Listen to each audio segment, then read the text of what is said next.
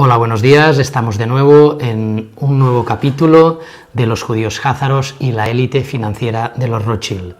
En los dos anteriores capítulos, aunque parece que están lejanos y que no afectan mucho a la actualidad, era importante para conocer la historia de dónde viene lo que vamos a ver a partir de este tercer capítulo, que ya comienza a ser un poquito más de actualidad, ya que en este tercer capítulo vamos a ver la expansión de los tentáculos de la familia Rothschild y su banca para crear el comunismo y hacer de Europa lo que ellos pretenden, que lo iremos viendo poco a poco.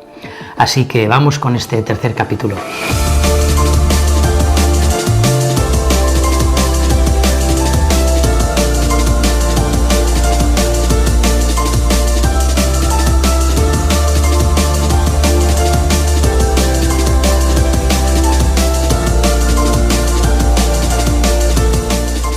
En este tercer capítulo, la expansión de los tentáculos Rothschild y el comunismo, vamos a ver otra revolución que está dentro del plan creado por Theodor Herzl para crear un mundo polarizado y cumplir la teoría de George Will Friedrich Hegel, el cual dijo tesis más antítesis igual a síntesis. Y fue la revolución comunista, y para ello contó con varios personajes ilustres, pues mucha gente desconocerá que Karl Marx está emparentado con los Rothschild de Inglaterra, pues la mujer de Nathan Rothschild era hija de Levin Baron Cohen, cuyo hermano Salomon era bisabuelo de Karl Marx. Curioso, ¿verdad? Pues más curioso debe ser el hecho de que hasta 1980 aproximadamente se podía ver en el Museo Británico dos cheques emitidos por Nathan Rothschild para Karl Marx para que elaborara sus famosos manifiestos comunistas. Si añadimos que Karl Marx estaba casado con Johanna Bertagnolli, que estaba relacionada con toda la nobleza europea, y se sabe que Marx tenía conexiones con las élites financieras y pertenecía a organizaciones masónicas y que estaba obsesionado en casar a sus hijas con hombres ricos, deduciremos que fue un testaferro de los Rothschild para crear el comunismo que terminaría asesinando a manos de los bolcheviques a toda la familia del zar de Rusia, al que la familia Rothschild se la tenía jurada por no dejarles crear un banco central privado como en el resto del mundo. Uno de los personajes que financió a Marx fue el rico empresario Friedrich Engels, que realizaron entre los dos el manifiesto del Partido Comunista, y vuelve a ser otra curiosidad que un masón y un empresario sean los promotores del comunismo. Bueno, ya sabemos más o menos cómo está terminando el comunismo en los países que han intentado llevarlo a cabo, ¿vale? Al final acaba siendo la destrucción del propio país. Además, fueron financiados por la familia Rothschild, como hemos comentado. Es interesante ver que Marx escribía su manifiesto comunista al mismo tiempo que Karl escribía su antítesis, la cual serviría de base para el nietzscheanismo, los tres financiados por la familia Rothschild, lo que ayudaría más tarde en el desarrollo del fascismo y el nazismo, para posteriormente fomentar las dos guerras mundiales. Si analizamos realmente de forma objetiva el comunismo, el nazismo y el fascismo, nos damos cuenta que tienen muchísimas similitudes. Pero bueno, eso sería otro tema a hablar. La idea era usar estas dos ideologías diferenciadas para dividir a la sociedad en bandos opuestos, para luego armarlos para combatir y destruirse entre sí, con la intención final de destruir las instituciones políticas tal y como eran hasta entonces, a las monarquías y a la religión, coincidiendo con el plan presentado por Weishaupt en 1776.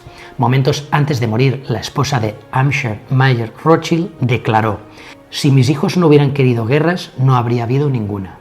Curioso, ¿verdad? Que Lenin y Trotsky tenían relaciones con los Rothschild es incuestionable gracias a los documentos llamados Sinfonía en Rojo Mayor, hechos públicos en 1949.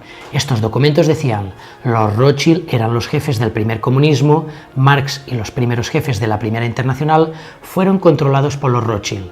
Trotsky tenía que ser el líder de la URSS, incluso se casó con la hija de uno de los banqueros de la familia Rothschild. A pesar de los Rothschild, Lenin se impuso finalmente a Trotsky y firmó la paz con Alemania en 1918, desbaratando el plan de la élite.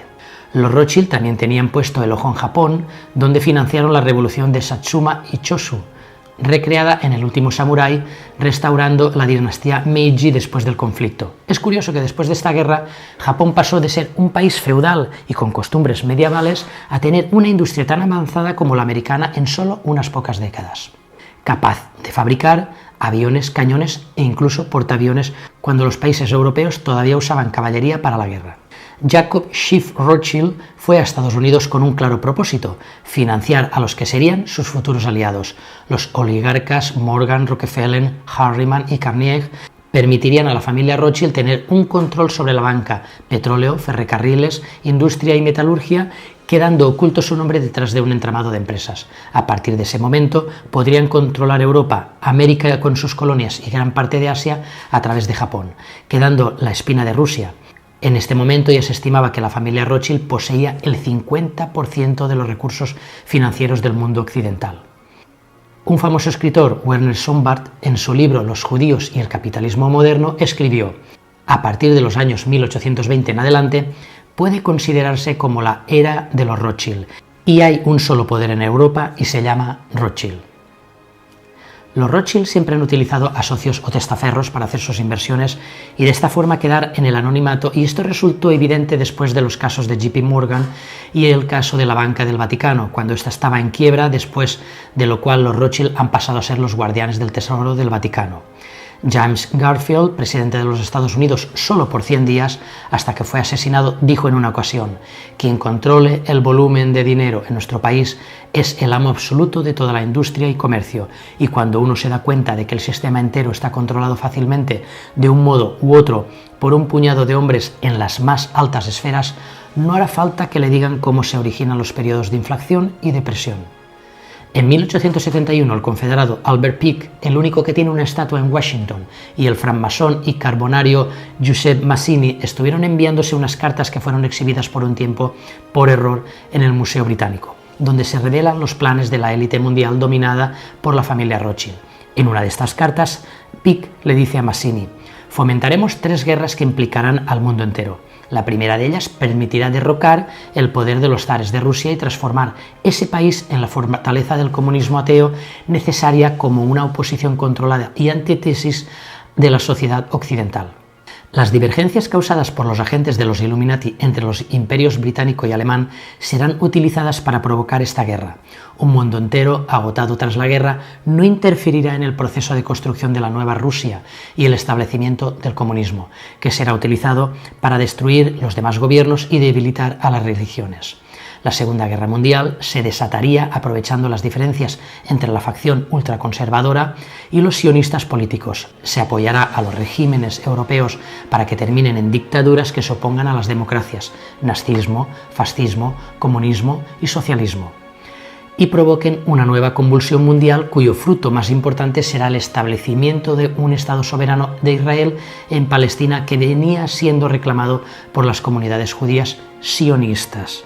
Esta nueva guerra debe permitir consolidar una internacional comunista bastante fuerte para equipararse a la facción cristiana occidental. La tercera y definitiva guerra se desataría a partir de los enfrentamientos entre sionistas políticos y los dirigentes musulmanes.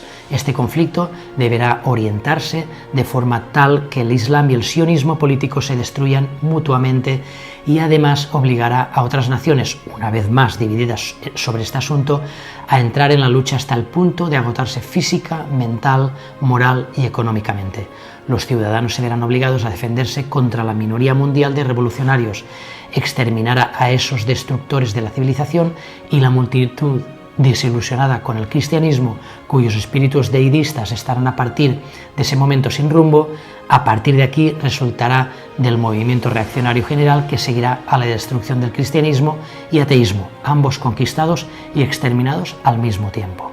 En 1891, el líder laborista británico declaró en la agencia Reuters: estos chupasangres han sido la causa de incalculable daño y miseria en Europa durante el presente siglo y han acumulado su riqueza a través de fomentar guerras entre estados que nunca deberían haber peleado. Cada vez que hay problemas en Europa, siempre que circulan rumores de guerra y los hombres se angustian con miedo al cambio y a la calamidad, es seguro que la nariz ganchuda de los Rothschild está cerca con sus juegos de perturbación. Años más tarde, los Rothschild compran la agencia Reuters y comienza así el proceso de control sobre todos los medios de comunicación. En 1897 se celebra el primer congreso sionista en Basilea, Suiza, donde se trató la creación de un nuevo Estado judío en el actual Palestina, y fue presidida por Theodor Herzl, quien comentaría: es esencial que los sufrimientos de los judíos empeoren. Esto ayudará a la realización de nuestros planes. Tengo una excelente idea.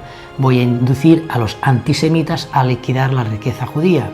Los antisemitas nos ayudarán y, con el propósito de apropiarse de su riqueza, reforzarán la persecución y la opresión de los judíos. Los antisemitas serán nuestros mejores amigos.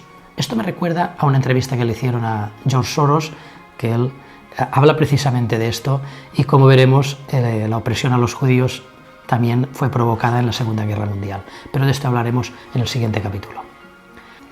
Los Rothschild tenían como objetivo la creación de un banco privado que controlara el monopolio de la creación de la moneda estadounidense, y para ello tuvieron que crear un eje bancario privado poderoso, eliminar a varios presidentes que se oponían, entre ellos Abraham Lincoln en 1865, superar a la oposición de los presidentes Andrew Jackson y Thomas Jefferson y sobornar a muchas personas influyentes, entre ellos el mismísimo presidente Woodrow Wilson, así como eliminar a diversos poderosos opositores como al multimillonario magnate de la minería Benjamin Guggenheim, el empresario John Jacob Astor y otro empresario llamado Salvador Strauss, que se oponían en bloque a la creación de la Reserva Federal.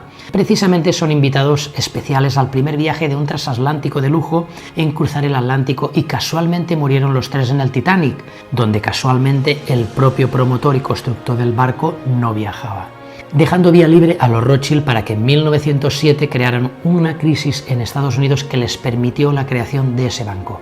Aunque para evitar la suspicacia del pueblo, evitaron la denominación Banco Central y por eso utilizaron la designación de Reserva Federal. Y aunque fue ocultado, dicha reserva fue creada por parte de Paul Warburg, que sería el primer presidente de la Fed, que actuaba a las órdenes de Alfred Charles de Rothschild, y que en realidad es un banco privado con la potestad de imprimir billetes sin el respaldo del oro, prestarlos y cobrar intereses por ello. Además, se le permitió que no necesite presentar balances como cualquier empresa, y tampoco puede recibir auditorías. Todo esto fue ratificado por el Congreso y el Senado el 22 y 23 de diciembre de 1913, cuando la mayoría de senadores estaban de vacaciones de Navidad. El investigador Stephen Littman lo explicó así: la legislación que la estableció fue tan dañina para el interés público que probablemente jamás habría sido aprobada si no hubiera sido encauzada mediante una reunión del Comité Parlamentario de Conferencia organizada en plena noche, entre la 1:30 y las 4:30 de la madrugada del 22 de diciembre de 1913, mientras dormía la mayoría de los miembros del Congreso. La ley fue votada al día siguiente y aprobada a pesar de que muchos miembros del organismo habían partido para sus vacaciones de Navidad, y la mayoría de los que quedaron no habían tenido el tiempo necesario para leerla o conocer su contenido. Suena familiar este proceder, ¿verdad? Incluso en la actualidad. Pero la aprobaron como un ladrón en la noche y fue convertida en ley por un Woodrow Wilson inconsciente o cómplice, que admitió posteriormente que había cometido un terrible error diciendo: «Soy el hombre más infeliz. Involuntariamente he arruinado a mi país. Una gran nación industrial está controlada por un sistema de crédito. Nuestro sistema de crédito está concentrado. El crecimiento de la nación, por lo tanto, y todas nuestras actividades están en manos de unos pocos hombres. Hemos llegado a ser uno de los peor gobernados, uno de los más controlados y dominados gobiernos en el mundo civilizado, y ya no un gobierno de libre expresión, ya no un gobierno por convicción y el voto de la mayoría, sino un gobierno por el criterio y la coacción de un pequeño grupo de hombres dominantes». Quiero recordar que Estados Unidos es el país más endeudado del mundo. Probablemente su deuda supere al resto de todos los países del mundo juntos. Todos estos hechos llevaron a que Reginald McKenna, jefe del Banco Midlands de Inglaterra y canciller de Hacienda del Reino Unido, dijera en una ocasión: «Me atemoriza pensar que la gente común no quiera saber que los bancos pueden y crean dinero, y aquellos que controlan el crédito de la nación dirigen la política de los gobiernos y tienen en sus manos el destino de la humanidad». Louis McFadden, presidente del Comité Bancario de la Cámara de Representantes en la década de los 30, escribió: «Señor presidente, tenemos en este país una de las instituciones más corruptas que el mundo ha conocido jamás. Me refiero a la Junta de la Reserva Federal y los bancos de la Reserva Federal. La Junta de Reserva Federal y a una Junta de Gobierno que ha estafado al gobierno y al pueblo de los Estados Unidos». Las depreciaciones y las iniquidades de la Junta de la Reserva Federal y los bancos de Reserva Federal de actuar juntos han costado a este país bastante más dinero como para pagar la deuda nacional varias veces. Esta institución maléfica ha empobrecido y arruinado al pueblo de los Estados Unidos, ha provocado la bancarrota de nuestro gobierno, ha hecho esto a través de la mala administración de la ley por la cual la Junta de Reserva Federal existe y a través de las prácticas corruptas de los buitres que la controlan. Imaginemos si la gente poderosa ha dicho esto, que luego normalmente o ha sido destituida o eliminada, pues creo que tenemos que tomarnos en serio todos estos hechos. El líder del movimiento sionista, el Dr. Weizmann, al despedir en un banquete dado al rabino Held el 6 de octubre de 1920, comentó: Dios nos ha concedido a su pueblo escogido el regalo de la dispersión. De esto, que parece a los ojos de todos ser nuestra debilidad, ha llegado a ser nuestra mayor fortaleza, que nos ha llevado al umbral de la soberanía sobre todo el mundo. En este tercer vídeo hemos conocido cómo la familia Rothschild expande sus tentáculos en todas partes y crean el comunismo con la idea de destruir Europa. Esto hará que entendamos mejor el siguiente capítulo de esta serie de vídeos, los judíos, házaros y la élite financiera de los Rothschild, donde explicaremos los verdaderos motivos que provocaron las dos guerras mundiales, que fueron la base para crear lo que está ocurriendo y ocurrirá a partir de este año 2020. No te lo pierdas. Muchas gracias. Y ya sabes, puedes darle a me gusta si te ha gustado el vídeo o suscribirte al canal si no lo has hecho todavía y darle a la campanita para que te llegue un aviso enseguida que cuelgue otro vídeo. Muchas gracias y hasta el siguiente vídeo. Nos vemos.